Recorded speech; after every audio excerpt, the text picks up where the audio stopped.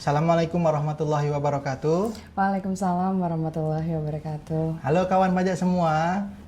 Selamat datang kembali dalam acara Jackspot Semanggi, semangat membangun negeri. Perkenalkan, nama saya Imam Ruli Wijaya, penyuluh di Kanwil DJB Jakarta Selatan 1 yang akan memandu jalannya podcast pada siang kali ini. Apa kabar kawan pajak semua? Semoga dalam keadaan sehat dan berbahagia tentunya ya. Oke, hari ini kita akan membahas topik yang sering kali menjadi bahan diskusi para wajib pajak, yakni terkait serba-serbi pelaporan SPT pada Kortex. Di era digital seperti sekarang, pelaporan pajak sudah jauh lebih mudah dengan adanya sistem Kortex yang dirancang untuk mempermudah proses administrasi dan mempercepat pelayanan kepada kawan pajak semua. Namun, di balik kemudahan itu, masih ada banyak pertanyaan terkait apa saja sih perubahan yang mendasar yang perlu kita pahami di dalam sistem Kortex ini. Dan bagaimana cara memanfaatkan fitur-fiturnya agar tidak terjadi salah input, dan tentu saja tips terbaik agar proses pelaporan SPT bisa berjalan lancar tanpa drama menjelang batas waktu pelaporan. Nah, dalam episode kali ini, kita akan berbagi pengalaman, membahas update terbaru, serta mengulas langkah-langkah penting yang bisa kawan pajak lakukan untuk menghindari kesalahan umum dalam pelaporan. Nah, pastinya saya tidak sendiri karena saya sudah ditemani oleh kakak tercinta saya. Ada Kak Wanda Rahma. Halo, apa kabar? Kabar Aduh. baik. Tadi saya dengar intronya. Wow, luar biasa sekali ya kawan pajak semua. Aduh. Saya boleh sapa kawan pajak Boleh, ya? boleh, silakan. Halo Mbak kawan Wanda. pajak semua, apa kabar? Semoga pada kesempatan kali ini kawan pajak semua dalam keadaan sehat dan tentunya berbahagia dan bersemangat untuk bersama kita ya Mas ya. Betul. Kita akan membahas serba-serbi pelaporan SPT ya. Kita bertukar posisi sepertinya ya. Bertukar posisi. Oh ya. Minggu lalu kayaknya. Iya, last podcast I was your host. Ya. Ya kan? Ya. Dan Mas Ruli narasumbernya kalau tidak Betul, salah ya. saat itu Oke. ya, minggu lalu ya. Sekarang saya yang jadi hostnya. Karena kita negara demokrasi, Mas. Oke. Jadi harus adil. Ya, sekarang kesempatan Kak Wanda menjadi narasumber pada podcast yang kali ini ya. Dalam kesempatan kali ini kita akan bicara terkait pelaporan SPT. Kalau mengingat pelaporan SPT berarti ada pelaporan SPT masa serta pelaporan SPT tahunan. Nah, Betul. kira-kira apa saja nih yang perlu disiapkan oleh kawan pajak dalam pembuatan SPT ini, Kak Wanda? Apa lebih spesifik ke dokumennya mungkin ya? Iya, dokumen yang perlu. apa saja sih yang perlu disiapkan agar pelaporan SPT itu bisa berjalan seperti itu? Oke, baik. Terima kasih banyak Mas Ruli. Oh. Dan kawan pajak semua, betul sekali bahwa SPT itu terbagi dua ya. Jadi di sini kita akan bicara tidak hanya SPT tahunan, tapi kita juga akan berbicara terkait dengan SPT masa. Kalau kita bicara SPT masa, kita punya yang namanya SPT masa pajak penghasilan. Kita punya lagi SPT masa PPN, pajak pertambahan nilai, dan kemudian ada SPT bea materai. Mungkin ini agak jarang ya kalau di kanwil kita ya. Biasanya ini banyak di kanwil LTO, kanwil khusus nih bea materai ini. Berkaitan dengan bea materai ya. Betul. berarti ya. Nah, sedangkan untuk SPT tahunan kita hanya punya dua klaster memang. SPT tahunan PPH badan dan SPT tahunan orang pribadi. Untuk pengadministrasian dokumen perpajakannya, ini kita punya guideline di pasal 28 Undang-Undang KUP yang menjadi dasar untuk pembukuan dan pencatatan bagi wajib pajak. Yang pertama, kita sama-sama kulik ya. Yang pertama kalau Pelan-pelan, untuk oke. SPT masa PPN, kita butuh dokumennya faktur pajak. Faktur pajak. Oke, untuk SPT masa PPH kita butuh BUPOT, Mas. Bukti pemotongan berarti ya. Betul sekali, bukti pemotongan. Dan kemudian untuk SPT tahunan kita butuh laporan keuangan dan juga ada peredaran bruto, Mas. Oke. Tapi ini posisinya untuk yang badan ya, untuk pembukuan dan pencatatan ya. Kalau yang untuk SPT tahunan orang pribadi, kita butuh BUPOT 1721A1 atau BUPOT 1721A2. Itulah dokumen-dokumen yang perlu dipersiapkan untuk pelaporan SPT. Jadi kalau kayak ASN kayak kita berarti bukti potongnya bukti potong A2 ya berarti ya? Iya, Kak Wanda ya? A2. Seperti Kalau yang itu swasta ya. kan A1 ya. A1. Kayaknya sepertinya ini mostly 1721 A1 ya. A1 sih. Kawan pajak ya. Betul. Oke, siap. Berarti itu untuk pelaporannya kan sudah harus mulai dilakukan di 1 Januari 2025 ya? Oh, kalau yang ya? masa, iya. kalau yang masa memang sudah running kawan pajak semua. Yang masa itu sudah running dari mulai 1 Januari. Nah, untuk SPT tahunan Kak Wanda, bener nggak nanti tetap harus pelaporannya sekarang harus di Kortex juga? Bisa nggak misalkan saya melalui DJP online ya kalau dulu ya seperti itu?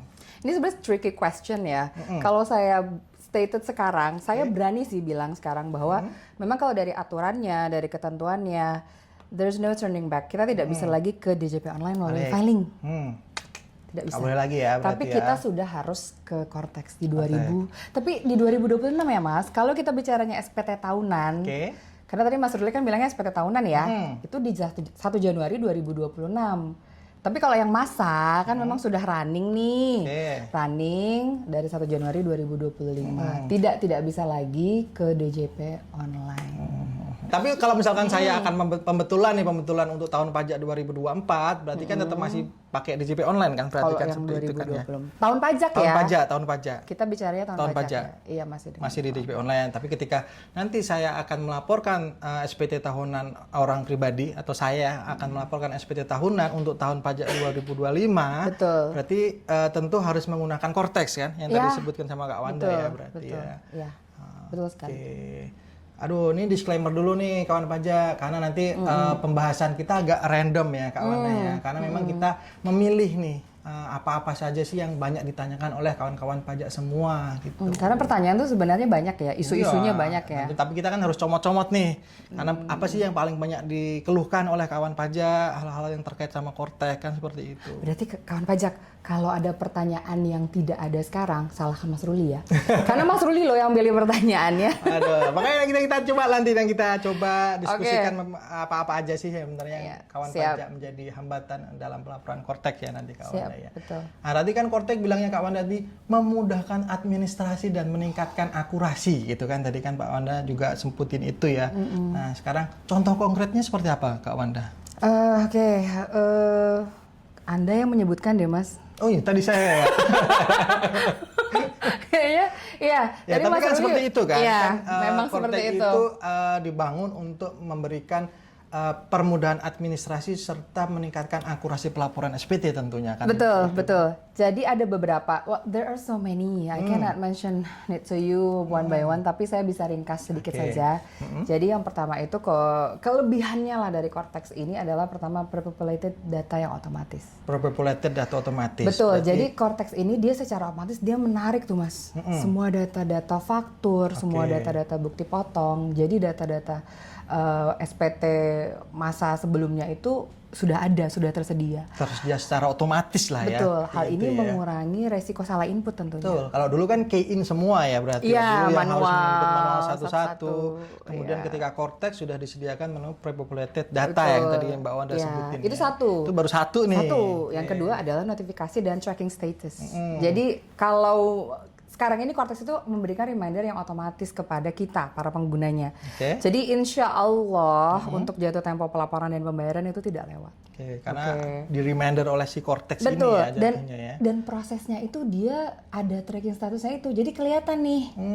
Sebenarnya dia sekarang posisi SPT-nya lagi sedang ada di mana. Gitu ya, jadi tidak perlu lagi bolak-balik telepon ke kantor pajak, mengkonfirmasi sudah ada di mana ya. Sudah di terlapor SPT atau saya, belum? Sudah terlapor belum? Gitu ya. Gitu. Yang ketiga adalah simplifikasi formulir untuk WPOP. WPOP itu wajib pajak orang pribadi ya. Kalau kawan pajak ingat, kan kalau orang pribadi itu punya 3 nih jenis SPT ya. 1770 yang S, 1770 yang SS, dan 1770 polos. Kalau di DJP online kita kan milih nih, kan ada 3 nih, 1, 2, 3. Kan kita pilih kan, kita klik yang mana. Tapi kalau nanti di Kortex itu kita cuma pakai yes or no question aja. Jadi misalkan dari awal sudah ada pertanyaan nih. Pertanyaan apakah Anda memiliki pekerja pegawai dari satu pemberi kerja misalkan. Jawabannya iya. Kalau jawabannya iya itu sudah mengunci. Jadi lampirannya kawan pajak, lampirannya itu sudah jelas berdasarkan dari apa jawaban kawan pajak. Kita ya. Jadi kita tidak usah bingung. Berarti tugas kita hanya menjawab pertanyaan yang disediakan oleh si Kortex ini, berarti kan gitu kan? Nanti akan dibimbing sama si Kortex ini. Betul. Simple sih ya sebenarnya harusnya ya. Dan yang satu lagi deh yang terakhir nih ya, ada beberapa SPT yang memang sudah tercreate secara otomatis. Jadi auto created. Oke, contohnya adalah Contohnya. SPT masa PPN, SPT tahunan badan gitu. Jadi dia sifatnya itu Mas Ruli dan kawan pajak semua sifatnya sekuensial. Dia tidak bisa loncat-loncat. Kalau Anda kawan pajak belum membuat SPT masa PPN Agustus, jangan harap kawan pajak bisa membuat SPT masa PPN September. Oh, I know. Jadi harus runtut ya berarti ya. Yes. Kamu selesaikan dulu kewajiban perpajakan di masa Agustus dulu. Baru kawan pajak bisa menyelesaikannya, melaporkan SPT September. Nah, berarti harus runtut dulu dari Agustus dulu selesai, baru kita beranjak ke pelaporan SPT masa September. Betul sekali. Ya itulah diantaranya kawan pajak dan Mas Ruli. Keunggulannya Cortex. Walaupun mungkin masih banyak yang lainnya yang kita nggak sebutin sekarang. Nanti ya. kita 3 jam Cortexnya. Oke. Tadi saya penasaran sih tadi ketika Mbak Wanda menyebut pre-populated data nih, ketika data itu akan tersedia atau tersedot otomatis oleh si Cortex, ya kan? Misalkan ketika sudah kita melihat data sudah terpopulated, itu masih bisa saya edit nggak atau kawan pajak edit nggak itu? Jeli sekali datanya. Ya Mas Ruli ya. Jadi memang kawan pajak, walaupun sudah ada data yang pre-populated di dalam sistem Cortex, kawan pajak itu masih diberikan kewenangan loh. Masih diberikan kewenangan untuk meng-adjust apa saja sih yang dibutuhkan. Kan itu pre-populatednya kan ada bukti potong, ada faktur pajak. Betul. Jadi kalau memang kawan pajak nanti, saya tidak mau mengkreditkan faktur pajak A, itu bisa dirubah Mas, itu bisa di-adjust. Oke. Jadi baik kan kita sebenarnya Cortex ini? Jadi masih bisa disesuaikan dengan keadaan yang sebenarnya si wajib pajak ya, seperti itu ya. Oke, monggo. Jadi Cortex menyediakan data secara otomatis, tersedot melalui sistem Cortex, kemudian akan dilihat si wajib pajak nih. Wajib pajak melihat apakah yang data yang tersedia itu sudah benar-benar menggambarkan keadaan bisnis yang realnya si wajib pajak ya. Ketika nanti itu belum ada sesuatu yang nggak pas, itu masih bisa untuk diedit ya. Seperti itu kan berarti kan ya? Masih bisa. I know. Berarti misalkan gini nih, saya akan melaporkan SPT PPN lah katakan Mbak Wanda. Statusnya gampangnya kurang bayar mungkin ya. Ada pembayaran yang harus saya lakukan. Terus kemudian saya mau mengedit fakturnya lah seperti itu kan, nilai kurang bayar, kemudian saya edit, tapi saya belum melakukan pembayaran nih. Jadi sudah muncul billingnya ya kan, tapi belum saya bayar, kemudian saya mau edit lah. Itu masih bisa berarti Kak Wanda ya? Gini Mas, kita harus bedakan dulu. Gimana? Gini, kalau dia itu status kurang bayarnya dan kawan pajak belum menekan tombol pay and submit, betul, otomatis kan ID billingnya belum tercreate. Belum tercreate. Kalau belum menekan tombol pay and submit, lapor dan bayar itu, maka kawan pajak semua masih bisa melakukan editing pada SPT masa PPN-nya. Jadi kode billingnya belum terbentuk, SPT masanya masih berupa konsep. Jadi masih draft lah ya, draft ya. Dia kalau belum, bahasa dalam dia belum naik level jadi SPT menunggu pembayaran. Pokoknya intinya ketika SPT itu masih dalam draft gitu kan, atau masih dalam tahapan konsep, itu berarti masih bisa kita edit. Tapi ketika masih bisa.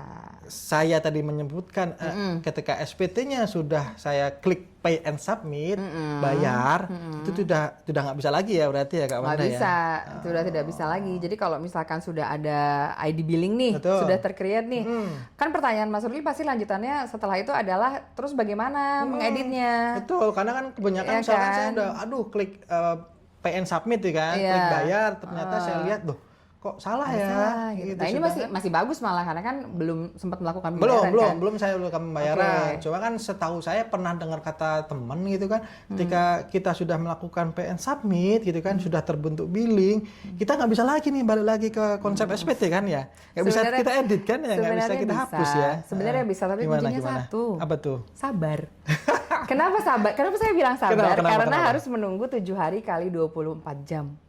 Supaya nanti ID billingnya expire. Jadi memang. Tapi jangan dibayar dulu ya. Iyalah. Orang salah masa dibayar. Makanya ya kan, gitu kan? kuncinya adalah sabar. Sabar menunggu 7 kali 24 jam. Dan please mohon kalau mau melakukan pelaporan, kawan pajak jangan mepet-mepet waktu jatuh tempo. Ya, betul Kalau sih. sudah ditunggu nih 7 kali 24 jamnya, itu nanti dia turun lagi nih konsep SPT-nya. Turun dia ke bawah. Berarti masih draft lagi. Masih draft, balik lagi ke draft ya. Bisa diedit. Berarti kalau misalkan saya salah, berarti ketika saya klik pay and submit salah gitu kan, berarti ya nggak ada yang harus saya lakukan lagi kan, Ya, selain menunggu Betul. 7 hari yang tadi Mbak Wana sebut ya. Betul. Billing expired, konsepnya akan kembali lagi terbentuk kan gitu Betul. kan, dari SPT menunggu pembayaran, dia akan expired billingnya, si ini akan kembali lagi ke konsep SPT. Ya. Nah, tapi saya masih penasaran nih Mbak Wanda. Kan nanti misalkan tadi kan kode billing udah terbentuk nih, udah saya bayar lah gitu kan. Kalau dulu kan akan muncul NTPN. Sekarang masih dong pasti kan NTPN itu ada. Masih. Cuma kalau dulu kan saya harus input manual ya. Setahu saya kita harus input manual NTPN-nya itu di SPT yang akan kita laporkan. Nah, di Cortex apakah masih seperti itu atau seperti apa Mbak Wanda? Oke, nah salah satu, makanya tadi tuh saya sempat sebut ke Mas Ruli kan, salah satu keunggulan Cortex ini adalah rekonsiliasi dan validasi datanya. Oke. Itu luar biasa. Jadi validasi data dan rekonsiliasi antara data SPT kurang bayar dengan data pembayarannya itu dilakukan secara otomatis ya. oleh sistem. Jadi nggak perlu lagi saya input NTPN-nya? Enggak. Jadi begini, saat NTPN ini masuk nih di Direktorat Jenderal Perbendaharaan. Dia ngeling tuh dengan SPT kita. Jadi nanti SPT kita akan statusnya terlapor. Begitu ada bayar dengan NTPN itu ngeling nih sama kita, kelapor. Hebat ya. Berarti nggak perlu lagi kita. Hebat. Kalau dulu kan harus NTPN-nya harus ada angka 0 sama O aja sering salah. Salah. Nah, sekarang nggak perlu lagi nih kawan pajak memikirkan menginput NTPN itu ya. Betul. Dan apalagi kalau misalkan juga pembayarannya dari saldo deposit ya. Dari saldo deposit pajak itu juga kita tidak perlu tulis terus ada bukti PBK ini dari akun deposit pajak ke akun pajak SPT ini. Tidak perlu, dia sudah benar-benar terintegrasi. Mantep. Pokoknya luar biasa lah Cortex ini. Oke. Kalau tadi kan kita udah bicara PPN nih, Mbak Wanda. Sekarang kalau aku mau nanya terkait pelaporan SPT 21 nih. Kan ada pembuatan bukti potong A1 ya tentunya ya. Bukti potong A1. Bukti potong A1 itu pembuatannya kapan dilakukannya Kak Wanda? Apakah harus lapor SPT dulu atau seperti apa Kak Wanda? Iya, jadi kita geser ya sekarang ya. Dari PPN kita geser ke 21. Kan tadi saya bilang ya, agak random nih. Suka-suka nih tanpa sen nih harusnya. Berarti disclaimer-nya bekerja. Iya dong. Kan tadi udah bicara PPN, tahu kan PPN mungkin udah jelas tadi kan. Yang biasanya yang permasalahan wajib pajak kan ketika menginput NTPN. Itu yang menjadi banyak permasalahan ke kawan pajak tentunya. Ketika NTPN-nya itu tidak jelas, NTPN-nya itu dihadapkan dapat yang angka 0, angka O, itu kan kadang bingung, kawan pajak menginput tapi tidak ada di dalam NTPN, terus bingung. Lah sekarang udah bergeser kan tadi ya, seperti itu. Berarti kita sekarang bicaranya bukti ke potong, PPH 21. Bukti potong. Pertanyaannya apakah harus dilakukan pelaporan SPT masa 21 dulu? Jawabannya tidak. Jadi bukti potong ini bisa dibuat kapan saja. Kapan saja, tidak perlu menunggu SPT masa 21-nya dilaporkan. Kenapa begitu? Ya ini tentunya untuk mengakomodir pegawai yang bisa resign sewaktu-waktu ya Mas ya. Resign atau pindah ya, atau kan ada pindah kan, ada pegawai pindah dari kerjaan ini, nggak cocok nih, bosnya agak nggak pas nih, gitu. Tapi tidak niat kan? Enggak lah, saya bahagia lah di sini.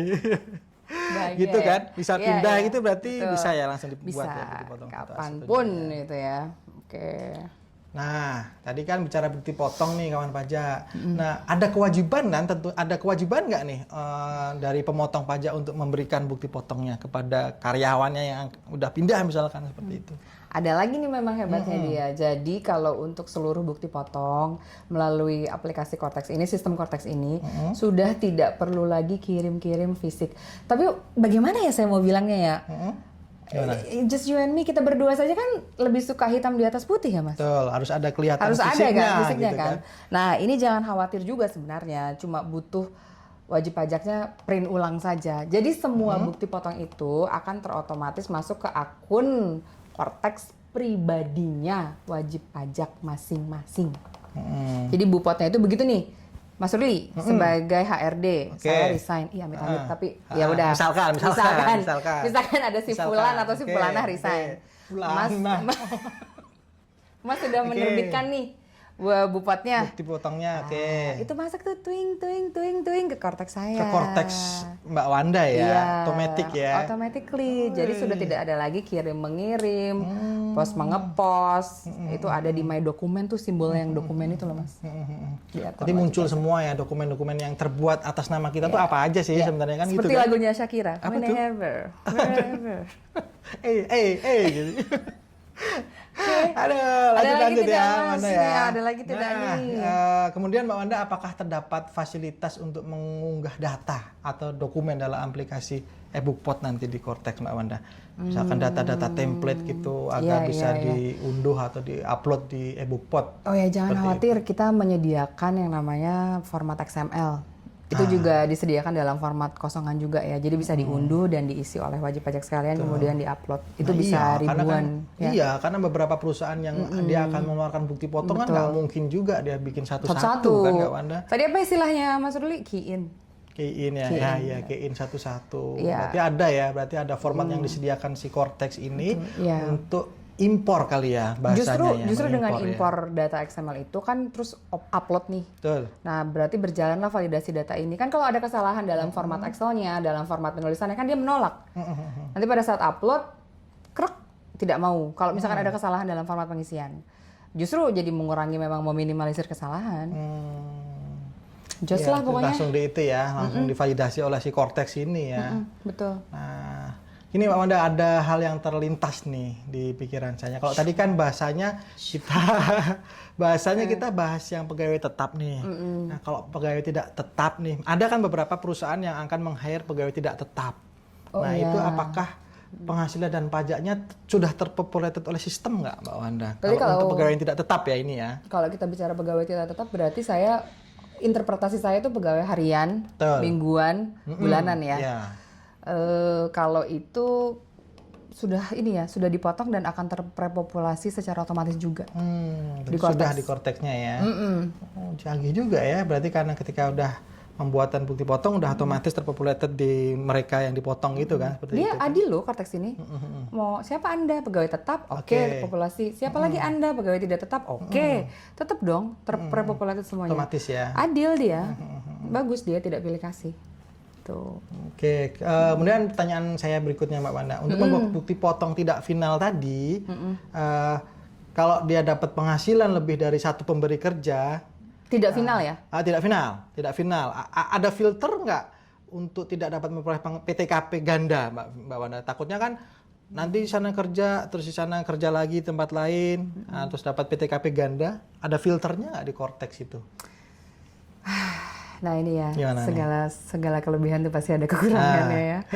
Ya kawan pajak, dengan berat hati saya harus bisa menyampaikan di sini bahwa belum terdapat filter ya, agar wajib pajak itu tidak memperoleh PTKP ganda dari beberapa sumber penghasilan. Tapi jangan khawatir, filter tersebut nantinya akan diterapkan pada saat pengisian SPT tahunan orang pribadi.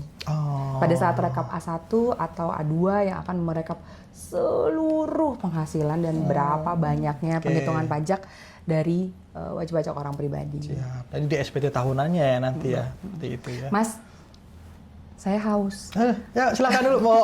Tuan rumahnya lupa sampai tidak mempersiapkan. ayo minum. Sampai tidak mempersilahkan ya. Saya silakan, izin minum ya. Ayo kawan pajak, saya temanin deh.